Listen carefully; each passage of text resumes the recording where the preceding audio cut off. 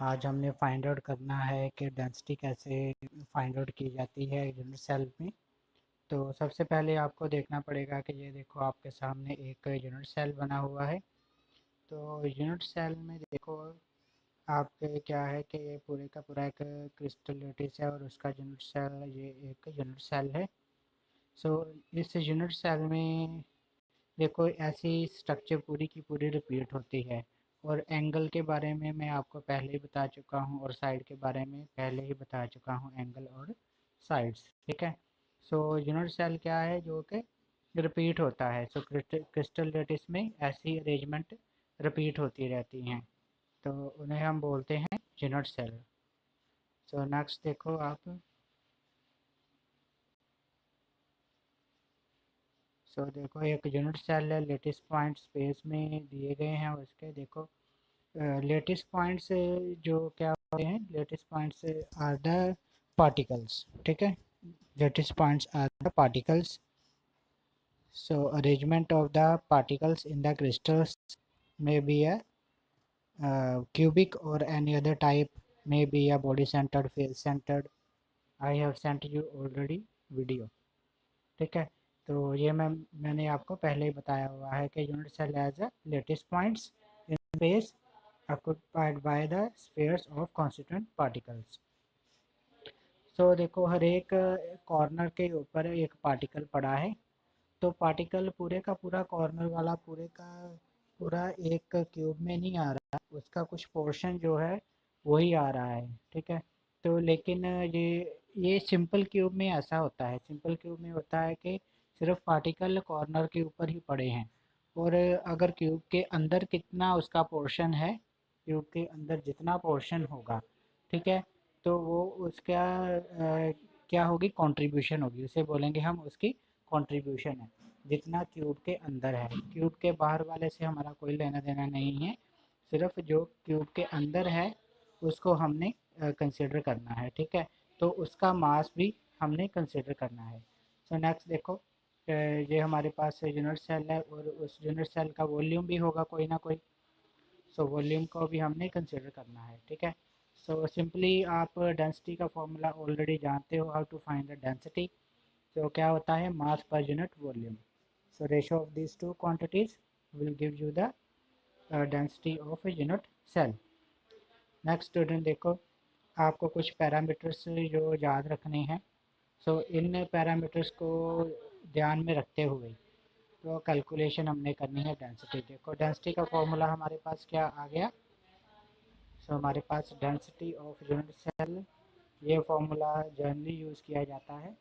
So this formula is generally use to find the density of unit cell. ठीक है। तो next देखो मास भी कंसिडर करना है। सो वन पार्टिकल कैसे निकालते हैं, mass of one mole of substance equal to molar mass. Molar mass कितना है, mass of one mole, mass of one mole मतलब कि 6.022 इंटू 10⁻23 पार्टिकल्स। ठीक है स्टूडेंट्स, जो ये हमारे पास मोलर मास हो गया। So molar mass mass of one particle is equal to molar mass हो गया और डिवाइडेड बाय उसके एवोगाड्रो नंबर। एवोगाड्रो नंबर कितना होता है, 6.022 into 10⁻23 is equal to Avogadro number which is given as Na। ठीक है। तो नेक्स्ट देखो कि Z multiply by M divided by Na, effective particles in unit cell multiply by mass of one particle. ठीक है। इफेक्टिव पार्टिकल्स कितने हो गए, Z। तो इफेक्टिव पार्टिकल्स हमारे पास क्या है, Z है।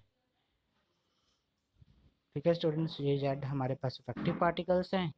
So this is the mass of one particle. ठीक है, mass of one particle. Na क्या है हमारे पास, एवोगाड्रो नंबर है, उसके साथ डिवाइड करके हम फाइंड आउट कर सकते हैं। ठीक है स्टूडेंट्स।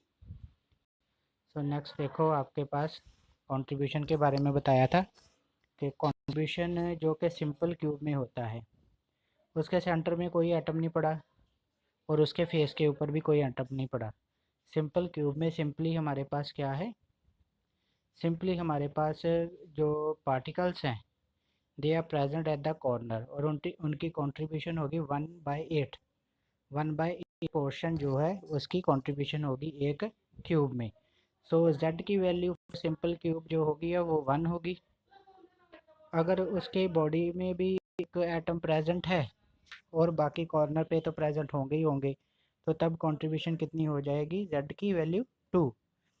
जब फेस सेंटर्ड होगा का मतलब उसके फेसेस के ऊपर भी होंगे, तो उसका जो फेस के ऊपर पार्टिकल पड़े होंगे वो आधा अंदर होगा।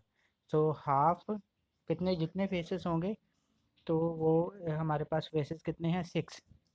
तो 6 के ऊपर हमने हाफ पार्टिकल की उसको मल्टीप्लाई कर देना है 6 को, ठीक है।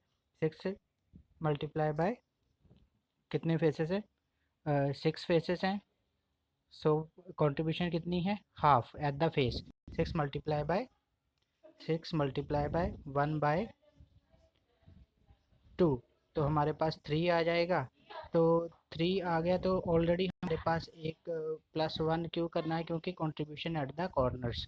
तो टोटल हमारे पास आ गए 4। ओके स्टूडेंट, टोटल हमारे पास 4 आ गई। तो इसमें देखो कि जो हमारा एफ फेस सेंटर्ड है, फेस सेंटर्ड में हमारे पास कंट्रीब्यूशन हो गई 4। तो एफ सी सी के लिए जेड की वैल्यू हमने 4 लेनी है, ठीक है स्टूडेंट्स। सो नेक्स्ट आप देख सकते हो कि हमने वॉल्यूम कैसे फाइंड आउट करना है यूनिट सेल का। तो वॉल्यूम आपको जैसे आप नॉर्मली क्यूब का वॉल्यूम फाइंड आउट करते हो, सभी साइड्स हमने ए मान ली क्योंकि a equal to b equal to c होती है, तो इसका ए की पावर 3। तो नेक्स्ट देखो स्टूडेंट्स, आपको ये सारी चीज़ें कंसिडर करनी है। Density of a unit cell क्या होता है, mass of unit cell per unit volume of the cell. Mass of unit cell मतलब कि z multiply by m divided by n, is the Avogadro number. So volume of the unit cell क्या है हमारे पास, a की power 3।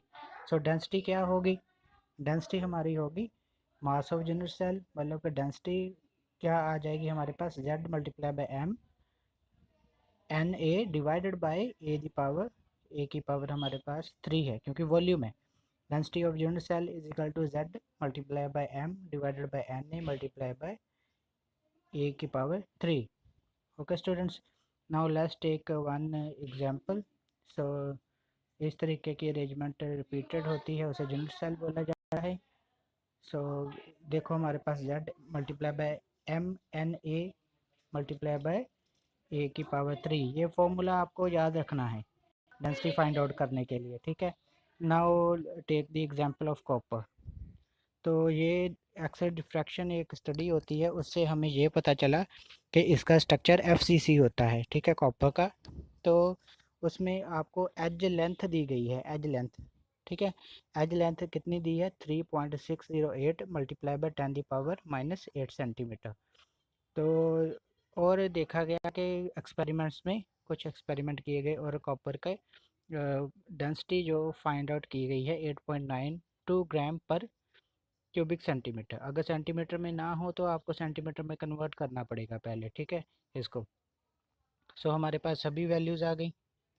सो हमारे पास जितनी भी वैल्यूज़ आ गई हो, देखो z की वैल्यू क्योंकि 4 है, 4 क्यों, क्योंकि एफसीसी है, तो ये मैंने पहले बताया था कि एफसीसी के लिए 4 लेनी है।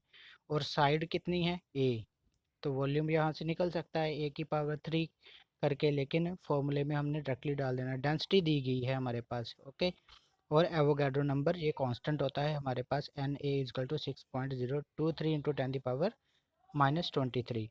सो ये क्वांटिटी हमारे पास और अब पता है हमें, तो ये यूज़ करनी है हमने, ओके।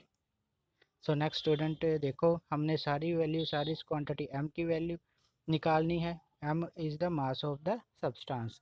तो इसी फॉर्मूले से डेंसिटी भी निकाली जा सकती है और इसी फॉर्मूले से मास भी निकाला जा सकता है। So you have to remember mass. So density की वैल्यू हमने जो हमें गिवन थी वो लिख ली, और Na की वैल्यू ऑलरेडी हमें पता है 6.02 इंटू 10⁻23 पार्टिकल्स। ए की वैल्यू आपको दी थी तो ए का क्यूब करना है क्योंकि वॉल्यूम है, डिवाइडेड बाय जेड। तो जेड की वैल्यू भी मैंने बताई थी कि 4 है, तो ए की वैल्यू हम इस फॉर्मूले से निकाल लेंगे। ठीक है, सभी की वैल्यू पुट करके m की वैल्यू निकल आएगी। ओके स्टूडेंट्स, तो ये सब कुछ हमने अभी किया कि डेंसिटी कैसे निकालनी है और मास भी कैसे निकाला जा सकता है। ठीक है, तो मास आ जाएगा 63.1 ग्राम। देखो कॉपर का वैसे एक्चुअल मास होता है 63.546, एटॉमिक नंबर 29। तो ये देखो बिल्कुल 63.1 हमारा आंसर आया है, जो कि वेरी क्लोज टू 63.5 ग्राम जो एक्चुअल वैल्यू है उसके साथ। तो इसका मतलब है कि हमने करेक्ट ही किया है। Okay students, okay students, thank you very much.